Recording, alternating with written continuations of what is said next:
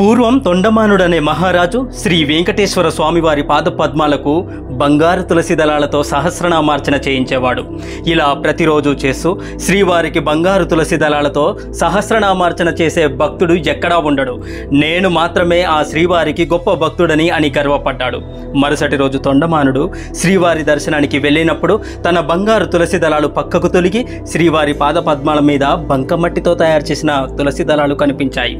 కలత చెందిన తొండమానుడు శ్రీవారిని ప్రార్థించగా, ఓ ఈ రాజా, నాకు అత్యంత ఆప్తులైన భక్తులు ఎందరో ఉన్నారు.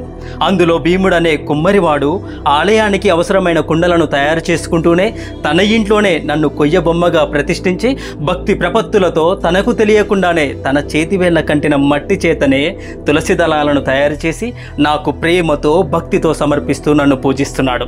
ఆ నిరుపేద భక్తుడు భక్తితో ఇచ్చిన ఆ మట్టి తులసి దళాలనే నేను నేడు స్వీకరిస్తున్నాను. నీవు అహంకారంతో ఇచ్చిన బంగారు తులసి దళాలను నేను ఎప్పటికీ స్వీకరించను.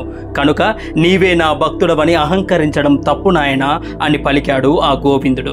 వెంటనే తొండమానుడు పాదాచారుడై భీముడి ఇంటికి వెళ్ళి మహాభక్తుడైన భీమన్నకు నమస్కారం అని చెప్పి అలసటతో తెలివితప్పి పడిపోయినాడు. అంతలో అక్కడ శ్రీ వెంకటేశ్వర స్వామివారు ప్రత్యక్షం కాగా భీమన్న అనేక విధాలుగా స్వామివారిని స్తుతించి తన ఆతిథ్యాన్ని స్వీకరించమని ప్రార్థించాడు. శ్రీనివాసుడు అంగీకరించి మట్టి కుండలో సంకటి తినగా దేవతలందరూ పుష్పవర్షం కురిపించారు. అందుకే అన్నారేమో, కుమ్మరదాసుడైన కురువరతి నంబి ఇమ్మన్న వరములెల్ల నిచ్చినవాడు. కుమ్మరదాసుడైన కురువరతి నంబి ఇమ్మన్న వరములెల్ల నిచ్చినవాడు. దొమ్ములు చేసిన ఎట్టి తొండమాంచెక్కురవర్తి, దొమ్ములు చేసిన ఎట్టి తొండమాంచెక్కురవర్తి, రమ్మన్న చోటికి వచ్చి నమ్మినవాడు అంటూ శ్రీ శ్రీ తాళ్లపాక అన్నమాచార్యుల వారు తన సంకీర్తనలలో రచించారు.